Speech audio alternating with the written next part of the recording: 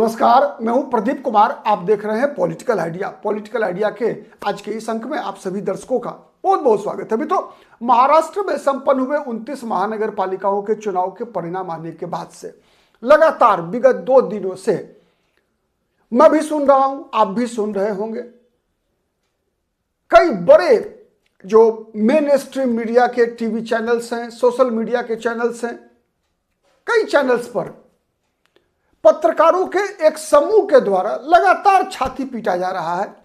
लगातार छाती पीटा जा रहा है कि मुसलमानों ने भी अब AIMIM को अपनी पार्टी मानना शुरू कर दिया है और असदुद्दीन ओवैसी को, मतलब मुसलमान इस देश के 1947 के बाद, 15 अगस्त 1947 के बाद पहली बार भारत के मुसलमानों ने अपना नेता चुन लिया है। इस बात पे लगातार छाती पीटने की एक तरह से होड़ मची हुई है। एक विशेष ग्रुप है पत्रकारों का, उनके द्वारा आपने भी देखा होगा लगातार महाराष्ट्र के चुनाव परिणाम की समीक्षा करते हुए बार बार, चाहे वो BMC का चुनाव हो, चाहे वो 28 अन्य महानगर पालिकाओं का चुनाव हो, इसमें AIMIM को मिली सफलता और वहीं अधिकतर जगहों पे भारतीय जनता पार्टी की जीत, सेकुलर दलों की हार के कारण को ढूंढते समय सबसे बड़ी चिंता जो वो जाहिर कर रहे थे क्या, कि धार्मिक ध्रुवीकरण के कारण एक तरफ भारतीय जनता पार्टी बढ़ रही है, दूसरी तरफ AIMIM बढ़ रही है। असदुद्दीन ओवैसी मुसलमानों का नेता, मतलब आज से पहले क्या होता था, अब से अगर आज इधर साल 2 साल 5 साल पहले से अगर देखें तो प्रायः महाराष्ट्र में मुसलमानों का वोट कांग्रेस पार्टी या फिर थोड़ा बहुत शरद पवार की पार्टी को जाया करता था। खैर, ये शरद पवार भी उसी कांग्रेस पार्टी के ही गोत्र और मूल की पार्टी है, इसीलिए मतलब आप कह सकते हैं कांग्रेस पार्टी को। आज बिहार जैसे राज्य में 1990 के बाद से लगातार 35 वर्षों तक मुसलमानों ने एक तरफा RJD के साथ रहे, RJD को वोट देते रहे। हाँ, ये 2 चुनाव 2020 और 2025 के विधानसभा चुनाव में AIMIM को बिहार में भी 5 सीटों पर सफलता मिली। उत्तर प्रदेश के मुसलमानों ने मुलायम सिंह यादव और अखिलेश सिंह यादव को अपना नेता मान लिया, मतलब मुसलमानों का कोई नेता नहीं। उसी प्रकार से कई अन्य राज्य में आप जाएंगे, तमिलनाडु में चले जाइए, आइदर MK स्टालिन और कांग्रेस या उससे पहले करुणानिधि। अगर आप कर्नाटक जाएंगे तो मुसलमान वोट बटा रहा कांग्रेस पार्टी और फिर जनता दल सेकुलर के बीच, जो देवगौड़ा की पार्टी थी। मतलब मुसलमान अपने नेता को वोट नहीं डालता था, सच है। और इसी नाम पर छाती पीट रहे हैं लोग कि कांग्रेस की हार, बीजेपी की जीत का कारण यही है कि मुसलमानों ने अपनी पार्टी AIMIM को वोट दिया और वही मुसलमान अगर उस पार्टी को वोट दिए रहते जिसने, जो बीजेपी को हराने के में सबसे ज्यादा सक्षम थी, बीजेपी से मुकाबला कर रही थी, तो आज दृश्य कुछ अलग होता। तो मित्रों, आज इस वीडियो में हम ये जानने का प्रयास करते हैं कि ऐसी परिस्थिति पैदा क्यों हुई। मित्रों, याद कीजिए 15 अगस्त 1947 देश के विभाजन के बाद जब भारत आजाद हुआ, जवाहरलाल नेहरू ने लाल किले से की प्राचीर से तिरंगा झंडोत्तोलन किया।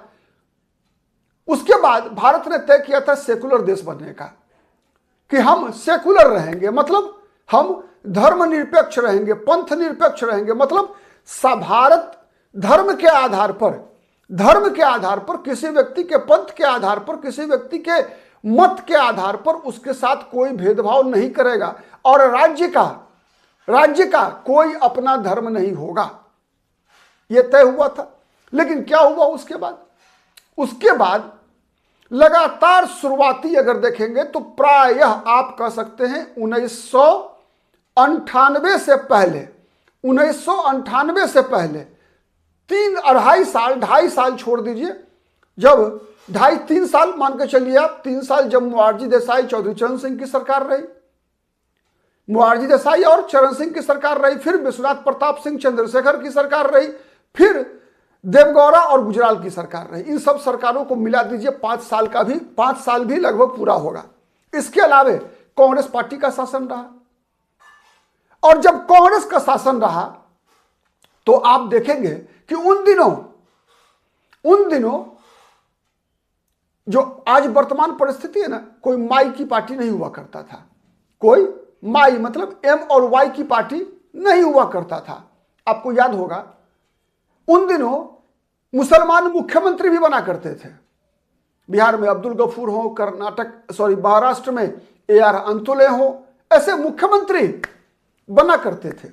देश के अंदर कांग्रेस पार्टी की तरफ से अलग अलग जाति के, अगर सवर्ण भी बने तो दलित भी बने, पिछड़े भी बने, अति पिछड़े भी बने। ठीक है कि किसी का कार्यकाल लंबा रहा, किसी का कार्यकाल छोटा रहा, लेकिन जिसे हम कहते हैं ना कि मध्य मार्ग की राजनीति, एक सेकुलर पॉलिटिक्स। हाँ, यह बात सही था कि उन दिनों मुस्लिम तुष्टीकरण का भी आरोप लगा। कई नीतियां, चाहे वो 15 सूत्री कार्यक्रम रहा हो इंदिरा गांधी का, कई धार्मिक आधार पर कुछ नीतियों का भी निर्माण हुआ, लेकिन देश के मतदाता सांप्रदायिक आधार पर विभाजित नहीं थे। लेकिन चूंकि सांप्रदायिक राजनीति की शुरुआत हो चुकी थी, धर्म के आधार पर नीतियों का निर्माण होना शुरू हो चुका था। परिणाम क्या हुआ? परिणाम यह हुआ कि देश के अंदर एक तरफ मुस्लिम तुष्टीकरण का आरोप लगना शुरू हुआ, वहीं दूसरी तरफ हिंदू तुष्टीकरण का भी आरोप लगना शुरू हुआ। अलग अलग खेमे बनते गए। उदाहरण के लिए मैं बता देता हूं, एक ही पार्टी पर मुस्लिम तुष्टीकरण और उसी पार्टी पर हिंदू तुष्टीकरण का भी आरोप लगा। कांग्रेस पार्टी पर आपको याद होगा शाहबानो के मामले में जब अदालत का फैसला कांग्रेस की सरकार ने, राजीव गांधी की सरकार ने बदला, तो कांग्रेस पार्टी पर लगा मुस्लिम तुष्टीकरण का आरोप। और जब बाबरी मस्जिद राम जन्मभूमि का ताला खोला गया तो राजीव गांधी पर लगा हिंदू तुष्टीकरण का आरोप। एक ही पार्टी पर दोनों आरोप लगे। ठीक है। और सेकुलर राजनीति की में भारत का विश्वास इतना मजबूत था मित्रों कि भारतीय जनता पार्टी जो पहले जनसंघ थी, जब जनता पार्टी के बाद दोबारा भारतीय जनता पार्टी के रूप में अस्तित्व में आई, तो भारतीय जनता पार्टी ने हिंदुत्व के मुद्दे से किनारा कर लिया और गांधीवादी समाजवाद को अपना लिया। सच है या नहीं है कमेंट करके बताइएगा आप। मतलब जब वाजपेयी को 1995-96 में भारतीय जनता पार्टी ने अपना प्रधानमंत्री पद का उम्मीदवार बनाया, तो इसीलिए बनाया क्योंकि लाल कृष्ण आडवाणी जो कि भारतीय जनता पार्टी में उन दिनों अटल बिहारी वाजपेयी से ज्यादा प्रभावी थे, ज्यादा लोकप्रिय थे, हिंदू हृदय सम्राट माने जाते थे। भारतीय जनता पार्टी के 2 सांसदों की पार्टी से लेकर 161 सांसदों की पार्टी जो 96 में बीजेपी का आंकड़ा था तक पहुंचाने में सबसे बड़ी भूमिका अगर किसी व्यक्ति की थी तो लालकृष्ण आडवाणी की थी। लेकिन लालकृष्ण आडवाणी और भारतीय जनता पार्टी को यह पता था कि लालकृष्ण आडवाणी के नाम पर बहुमत नहीं मिलेगा। बहुमत किसके नाम पर मिलेगा? अटल बिहारी वाजपेयी के नाम पर, इसलिए कि अटल बिहारी वाजपेयी की छवि समन्वयवादी की है। अटल बिहारी वाजपेयी को पर मुसलमानों का भी भरोसा है, इसीलिए लालकृष्ण आडवाणी के भारतीय जनता पार्टी को वाजपेयी को प्रधानमंत्री पद का उम्मीदवार घोषित करना पड़ा और अंततः अटल बिहारी वाजपेयी प्रधानमंत्री बनने में सक्षम हुए। और उन दिनों अटल बिहारी वाजपेयी की मंत्रिमंडल में फारूक अब्दुल्ला भी मंत्री हुआ करते थे। बाद में उमर अब्दुल्ला भी मंत्री बने, केंद्र में मंत्री बने। तो ये बताने की मैंने केवल एक उदाहरण दिया कि सेकुलर राजनीति में भारत की जनता का भरोसा था, इसीलिए भारतीय जनता पार्टी ने भी जनसंघ वाली हिंदुत्व की राजनीति छोड़कर गांधीवादी समाजवाद को देश में अपनाया। अटल बिहारी वाजपेयी को बीजेपी ने अपना चेहरा इसलिए बनाया कि अटल बिहारी वाजपेयी की छवि कट्टरता की नहीं थी। सच है गलत है? उसके बावजूद जब सच्चर कमेटी की रिपोर्ट प्रकाशित हुआ मित्रों, रंगनाथ मिश्रा कमेटी का रिपोर्ट प्रकाशित हुआ, तो पता क्या चला? पता चला कि मुसलमानों के लिए 15 सूत्री कार्यक्रम और ऐसे कई अन्य कार्यक्रमों के बनाए जाने के बावजूद मुसलमान समाज एजुकेशनली और सोशली, शैक्षणिक और सामाजिक रूप से दिन प्रतिदिन पिछड़ता गया है। क्यों पिछड़ता गया? इसलिए पिछड़ता गया क्योंकि मुसलमान को एक वोट बैंक के रूप में इस्तेमाल किया जाता रहा। मुसलमानों को एक वोट बैंक के रूप में इस्तेमाल किया जाता रहा। और ये सब चीज चलता रहा 90 तक। 90 के बाद क्या परिवर्तन आया देखिए आप। 90 के बाद आए हुए राजनीतिक परिवर्तन का आज परिणति है कि मुसलमानों ने भी अंततः AIMIM को अपना प्रतिनिधि और असदुद्दीन ओवैसी को अपना नेता चुना, पहली बार चुना। इससे पहले मुलायम सिंह यादव, लालू प्रसाद यादव, राजीव गांधी, सब कोई, इस सिद्धारमैया कर्नाटक में, ये सब, ममता बनर्जी, उससे पहले ज्योति बसु, ये सब मुसलमानों के नेता हुआ करते थे। तरुण गोगोई मुसलमानों के नेता हुआ करते थे। उसके बाद 2 प्रकार की घटनाएं घटी मित्रों, जिस कारण से आज मुसलमानों ने आज AIMIM को महाराष्ट्र में 125 वार्ड में चुनाव जीतने में सफलता मिली है। पिछली बार मात्र 50 या 55 के बीच मात्र मुसलमान AIMIM के उम्मीदवार चुनाव जीतने में कामयाब हुए थे। कई ऐसी सीटें जहां पर कि मुसलमानों के पास अपनी इतनी तादाद में मत थे जिससे कि वो किसी मुसलमान को अपना उम्मीदवार चुनाव जिता सके, वहां पर उन्होंने पहली प्राथमिकता AIMIM को दिया। सच है या गलत है? अब इसका कारण सा समझिए, आप सोचिएगा और फिर जवाब भी दीजिएगा आप मेरे मित्रों। और वीडियो पसंद आए तो शेयर जरूर कीजिएगा, पूरा वीडियो देखिएगा, मैं बताऊंगा आपको। उसके बाद क्या हुआ? 90 के बाद क्या हुआ कि समीकरण बनना शुरू हुआ मुसलमानों का। उससे पहले 90 से पहले भी आपको याद होगा मित्रों, खाम, KHAM, खाम, कांग्रेस पार्टी का गुजरात में मुख्यमंत्री हुआ करते थे माधव सिंह सोलंकी। के से क्षत्रिय, H से हरिजन, A से आदिवासी और M से मुसलमान। खाम की राजनीति शुरू हुई और खाम का नेता कौन? माधव सिंह सोलंकी। और माधव सिंह सोलंकी का मुकाबला किससे करना था अब आगे? कांग्रेस की तुलना में वहां दूसरी नंबर की सबसे बड़ी मजबूत पार्टी कौन थी? तो बीजेपी मतलब हिंदू। जब मुसलमान की राजनीति कांग्रेस कर रही है तो बीजेपी हिंदुओं की राजनीति करनी शुरू की। अब चलिए आगे बढ़िए। उत्तर प्रदेश,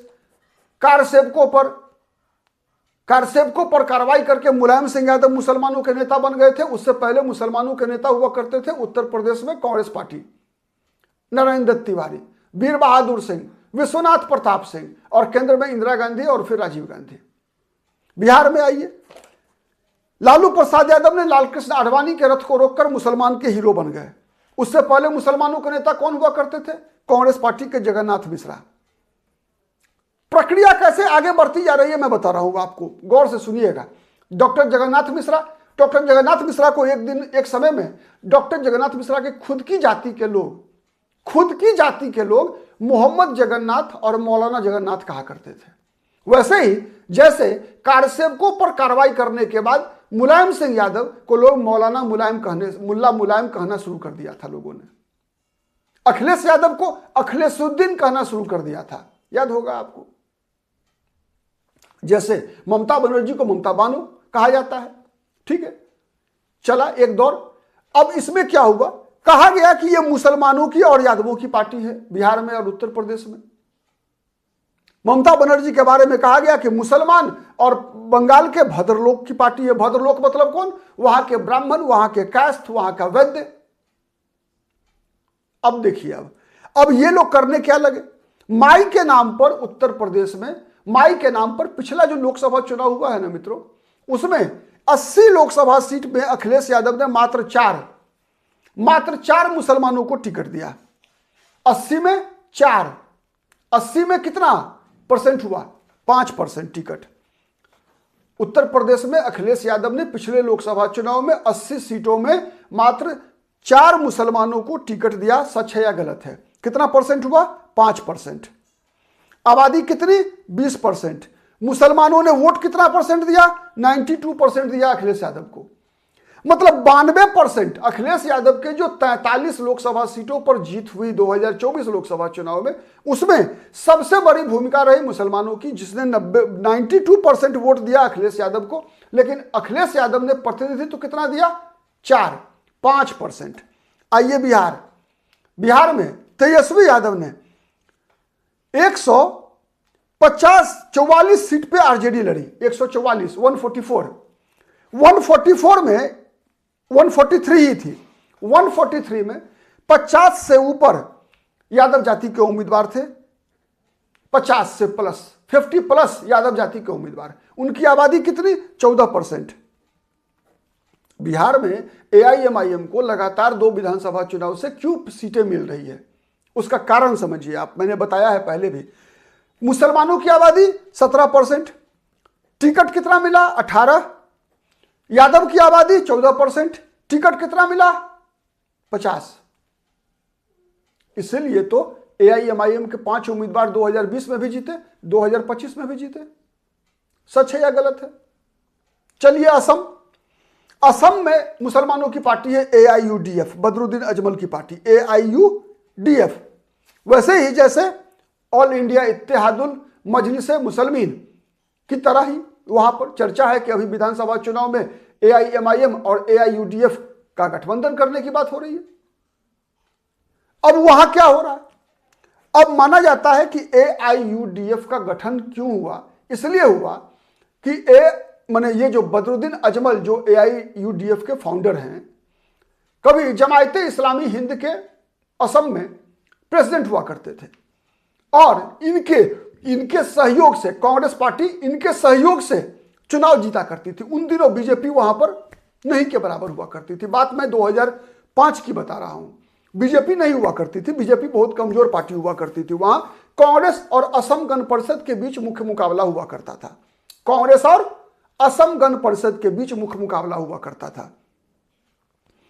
कांग्रेस पार्टी के मुख्यमंत्री थे तरुण गोगोई, 2001 से ही 16 तक रहे मुख्यमंत्री, 15 वर्षों तक रहे। अभी जो प्रदेश अध्यक्ष है ना गौरव गोगोई, उनके पिता। तो ये मतलब बदरुद्दीन अजमल के सहयोग से कांग्रेस पार्टी के मुसलमान विधायक चुनाव जीत कर आए। चूंकि कांग्रेस का समर्थन किया उन्होंने, असम गण परिषद का समर्थन नहीं किया। तो जब सरकार बनी तरुण गोगोई की, तो बदरुद्दीन अजमल ने कहा कि भाई हमारे सहयोग से जो विधायक जीते हैं उनमें इनको जब आप मंत्री बना रहे हैं तो इनको ये विभाग दीजिए।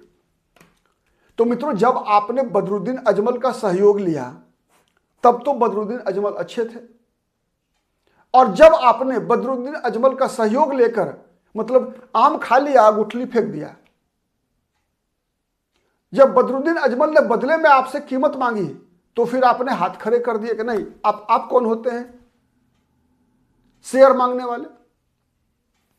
बदरुद्दीन अजमल ने अपनी पार्टी बना ली। उसके बाद से क्या हो रहा है देख लीजिए आप। वहां पर बदरुद्दीन अजमल का जन्म और भारतीय जनता पार्टी की ताकत में विस्तार। सच है गलत है? कारण कौन था? उत्तर प्रदेश में कारण कौन है? बिहार में कारण कौन है? कारण कौन नहीं मित्रों, कारण क्या है? चेहरे हर जगह अलग अलग हैं, हर जगह चेहरे अलग अलग हैं। कहीं लालू यादव थे, कहीं मुलायम सिंह यादव थे, कहीं तरुण गोगोई थे, कहीं महाराष्ट्र में शरद पवार थे, या कांग्रेस पार्टी के अशोक चौहान और विलासराव देशमुख थे। लेकिन कारण एक ही है।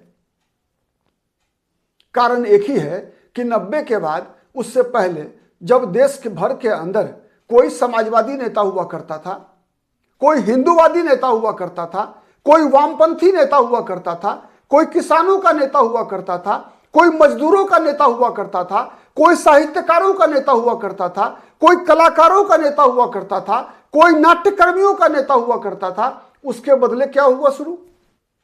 उसके बदले शुरू हुआ कि फलाना मुसलमान और यादवों का नेता है, माई का नेता है, फलाना खाम का नेता है, KHAM खाम का नेता है। ठीक है, कोई मुसलमान और भद्र लोग का नेता है पश्चिम बंगाल में, ममता बनर्जी की तरह, ज्योति बसु की तरह। कोई केरल की राजनीति में इंडियन यूनियन मुस्लिम लीग कांग्रेस पार्टी के साथ थी, तो कोई केरल में कांग्रेस पार्टी की ताकत का सबसे बड़ा कारण रहा कि वहां पर 46% आबादी मुसलमान और ईसाइयों की है। उसकी राजनीति होती रही, और बदले में उसके खिलाफ कम्युनिस्ट पार्टियां इजावा और नायर की राजनीति करती रही, दलितों की राजनीति करती रही। इससे आगे बढ़ती गई राजनीति। उसके बाद दौर क्या आ गया? अब दौर क्या है देखिए। अब एक तरफ महाराष्ट्र में क्या है?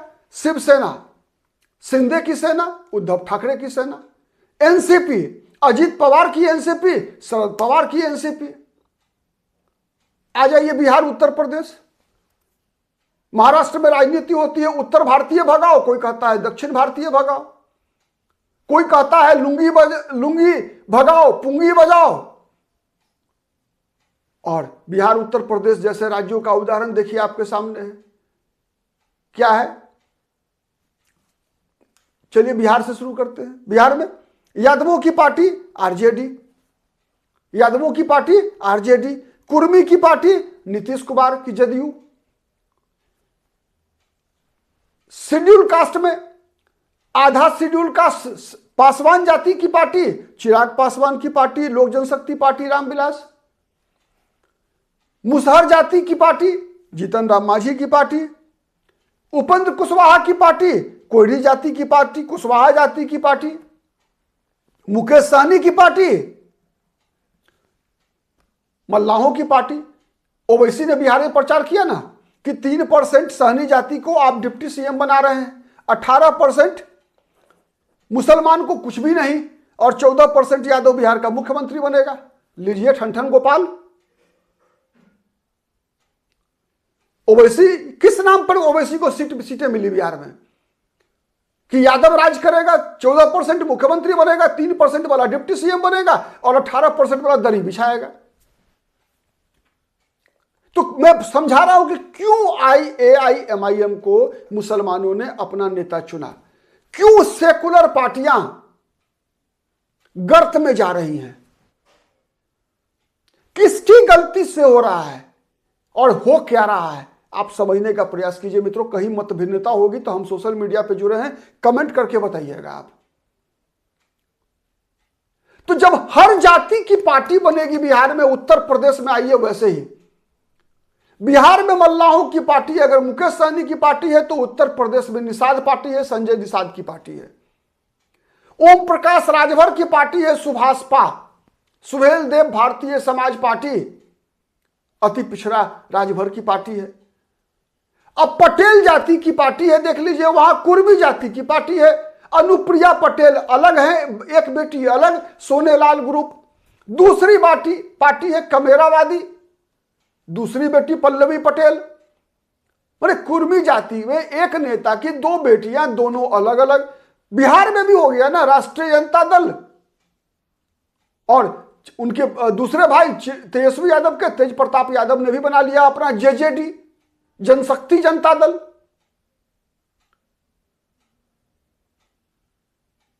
तो ये कमेरावादी पटेल, ये अनुप्रिया का सोनेलाल पटेल, ये जाट जाति का अलग पार्टी। तो भाई जब हर जाति की पार्टी है, और यही जो कलेजा पीट रहे पत्रकार है ना, यही पत्रकार डेली आकर टीवी चैनल्स पे क्या बोलेंगे मित्रों, क्या बोलेंगे, मुद्दों की बात नहीं। फलानी जाति ने फलानी जाति की पार्टी को वोट दिया, फलानी जाति ने फलानी पार्टी को वोट दिया, फलाना इससे नाराज है, फलाना उससे नाराज है। यार तो आज क्यों छाती पीट रहे हो यार? जब यादवों के नेता के रूप में आपने मान्यता दे दिया अखिलेश यादव को, तेजस्वी यादव को, जब आपने यादवों के नेता के रूप में आपने माने सहनी के नेता के रूप में बिहार में मुकेश सहनी को, मल्लाहों के नेता के रूप में उत्तर प्रदेश में संजय निषाद को मान्यता दे दिया, तो फिर मुसलमानों के नेता के रूप में असदुद्दीन ओवैसी को आप क्यों नहीं मानेंगे भाई? तो जड़ में क्या है? जड़ में सबसे सब हर के पीछे कारण है, चाहे ये मुसलमानों के द्वारा अपना नेता चुन लेने का, यादवों के द्वारा अपना नेता चुन लेने का, एकमात्र कारण है मुद्दा विहीन राजनीति। मुद्दा विहीन राजनीति। मैंने बताया ना, पहले किसानों के मुद्दे पर राजनीति हुआ करती थी, पहले उद्योग के मुद्दे पर राजनीति होती थी तो ट्रेड यूनियन का लीडर हुआ करता था। पहले किसानों के मुद्दे पर, आज किसान का नेता कौन होता है भाई बताइए तो? कौन है किसानों का नेता? जितने भी किसान के नेता हैं सब किसी न किसी पॉलिटिकल पार्टी के द्वारा फंडेड है। They all are funded by different political parties. तो बताइए, जब आप किसी राजनीतिक दल के टूल के रूप में काम करेंगे जब, तो उसका कोई ना कोई तो फायदा उठाएगा ही उठाएगा। इसीलिए कलेजा मत पीटिए, सोचिए, शांति से सोचिए, ले चलिए देश को मुद्दा आधारित राजनीति की तरफ। तो ये छाती पीटने की जरूरत नहीं आएगी। और यही प्रतीकात्मक राजनीति, सिंबोलिज्म की पॉलिटिक्स ने देश का बंटवारा भी कराया। अंग्रेजों ने तो यही करके गया अंग्रेज, और आज भी अंग्रेज वही काम कर रहा है मित्रों, आज भी अंग्रेज वही काम कर रहा है। आज भी मैं बता रहा हूं ना, आज भी अंग्रेज वही काम कर रहा है। क्या कर रहा है डोनाल्ड ट्रंप, क्या कर रहा है? चाहे ईरान में करे, चाहे इजराइल में करे, चाहे पाकिस्तान में करे, चाहे भारत में करने का प्रयास करे, आज भी वही काम कर रहा है अंग्रेज। लेकिन मानोगे नहीं। कितना सहमत है कमेंट करके बताइएगा मित्रों, ठीक है। और सोचिएगा जरूर, राजनीति को दलगत आधार से ऊपर जब तक राजनीति नहीं पहुंचेगी तो केवल और केवल दलदल ही बनेगा। क्या विचार है आपका? कमेंट करके बताइएगा। बहुत बहुत धन्यवाद।